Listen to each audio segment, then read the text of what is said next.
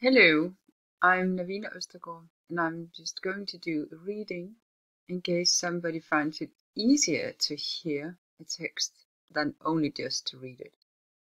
It's about the Bobo Doll experiment, and it's from a site called explorable.com. The Bobo Doll experiment was performed in 1961 by Albert Bandura to try and add credence to his belief that all human behavior was learned through social imitation and copying rather than inherited through genetic factors. These findings are still debated about over 40 years later. In the modern world, there are many concerns about the effect of social influence on the development and growth of a child's personality and morality. Television, computer games, food additives, music, and the lack of role models are all cited as reasons for a supposed breakdown in society and an increased tendency towards violence. These concerns have existed for many years, even before the media turned these factors into sensationalist stories to try and sell more newspapers. During the 1960s, there was a lot of concern and debate about whether a child's development was down to genetics, environmental factors, or social learning from others around them. For this purpose, Bandura designed the Bobo Doll experiment to try and prove that children would copy an adult role model's behavior. He wanted to show, by using aggressive and non-aggressive actors, that a child would tend to imitate and learn from the behavior of a trusted adult. The Bobo Doll is an inflatable toy about 5 feet tall, designed to spring back upright when knocked over. Children were chosen as subjects for the study because they have less social conditioning. They have also had less instruction and teaching of the rules of society than adult subjects. Bandura had a number of predictions about the outcomes of the Bobo Doll experiment, fitting with his views on the theories of social learning. 1. Children witnessing an adult role model behaving in an overly aggressive manner would be likely to replicate similar behavior themselves, even if the adult was not present. 2. Subjects who had observed a non-aggressive adult would be least likely to show violent tendencies, even if the adult was not present. They would be even less likely to exhibit this type of aggression than the control group of children who had seen no role model at all. Bandura believed that children would be much more likely to copy the behavior of a role model of the same sex. He wanted to show that it was much easier for a child to identify and interact with an adult of the same gender. 4. The final prediction was that male children would tend to be more aggressive than female children because society has always tolerated and advocated violent behavior in men more than women. Setting up the experiment. For the Bobo Doll experiment, Bandura selected a number of children from the local Stanford nursery school, varying in age from 3 to 6 years, with the average age being 4 years and 4 months. To test the prediction that boys would be more prone to aggression than girls, he picked 36 subjects of each sex. The control group, which would not see an adult role model at all, consisted of 24 children, 12 boys and 12 girls. The second group, which would be exposed to an adult showing aggressive tendencies, was similarly made up of 24 children of either sex. Both of the resulting groups of 12 were further divided. Half would be tested with a female role model, half with a male role model. The third group was structured in exactly the same way as the second, the only difference being that they would be exposed to a passive adult.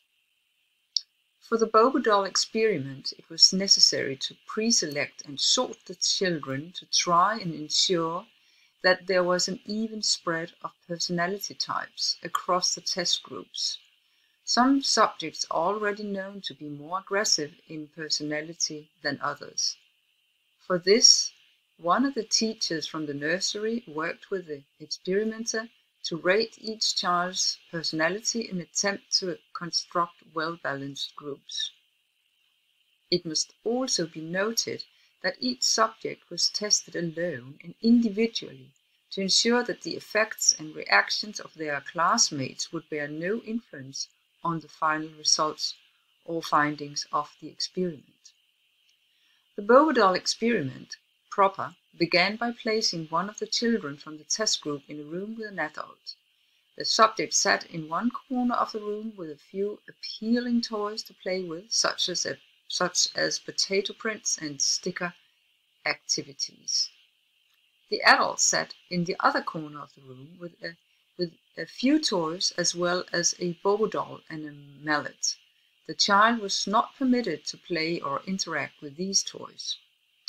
For the children in group 2, after 1 minute of playing with the toys, the adult would begin to verbally and physically attack the doll for a period of 10 minutes. For the third group tested, the adult would sit quietly and play peacefully with the toys for 10 minutes. The control group, of course, sat in the room for 10 minutes with no adult present. The next stage of the Bobo Doll experiment was to take the subject into another room, which was filled with interesting toys. The child was not permitted to play with these toys, being told that they were reserved for other children to play with. This was intended to build up the levels of frustration within the subject. The child was then taken into yet another room filled with interesting toys, some of an aggressive type, some non-aggressive. The room also contained the Bobo Doll and the mallet. The subject was watched through a one-way mirror, and a number of types of behavior were assessed. The first factor measured was physical aggression, consisting of hitting the doll with a mallet or punching, kicking, or sitting on the doll. Verbal aggression was also assessed, whether it was general abuse or an imitation of phrases used by the adult role model.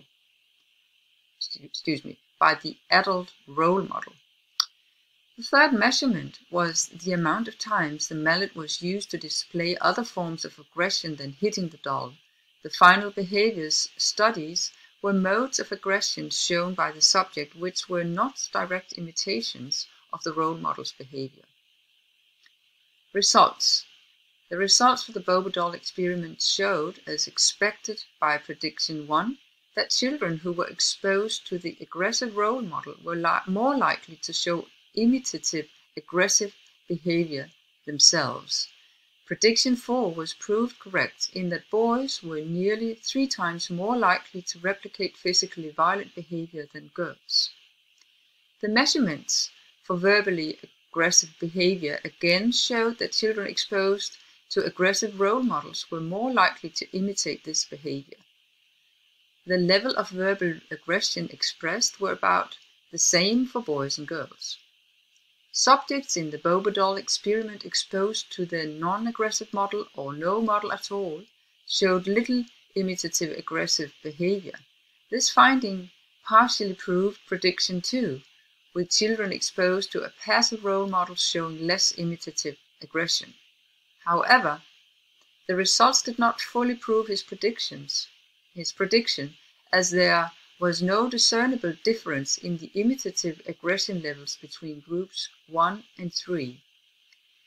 Male subjects exposed to non-aggressive role models were less likely to use the mallet to hit the Bobo Doll. Strangely, male subjects placed with non-aggressive female models were more likely to use the mallet than those from the control group. Conclusion. The findings of the Bobo Doll experiment proved to be a little inconclusive, with most of the predictions not being fully proved. It is not certain that children learn socially, but it is likely that children observing an adult model utilizing violence are more likely to believe that this type of behavior is normal. They may therefore be more likely to use this type of action themselves when confronted by similar situations. Bandura found that girls were much less likely to be physically violent, but were equally as prone to verbal aggression as boys. This is something often encountered in society, where bullying at schools by boys is more often of a physical nature. Intimidation amongst girls tend to be more verbal and social. There were a few criticisms of the experiment. The Bobo Doll springs back upright when it is hit, and there's a strong possibility that the children saw it as a game rather than anything else. Thank you for your attention. Bye bye.